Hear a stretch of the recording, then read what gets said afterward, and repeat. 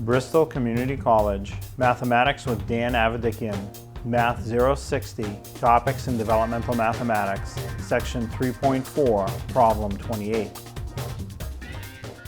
This is Section 3.4, Problem number 28. It says a box of galvanized screws costs $7.69. How much would it cost to purchase 8 boxes of screws? So, the price per box is $7.69, and you multiply times 8 because you'll buy 8 of those boxes. So that's the multiplication that we need to do. So, again, if you have a calculator, you can just enter it in the calculator that way. But if you're going to compute it by hand, I prefer to write it going up and down or vertically. 7.69 times 8, like that. So to do this, initially just ignore the decimal. Multiply 769 times 8, no decimal. And then once you get the answer, put the decimal in where it goes. So 8 times 9 is 72. Write the 2, carry the 7.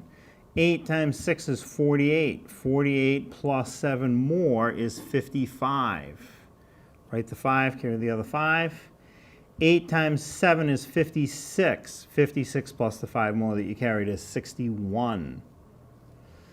So without the decimal, I'd have an answer of 6,152, but I have to put the decimal in. So go to the question, count how many places after the decimal in the question. 1, 2, 2 places after the decimal.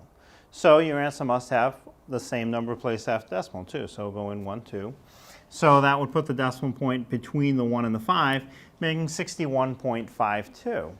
Now again, because my question involves some type of units of measure, in this case dollars, I can't just state a raw number with no units. My answer really is $61.52.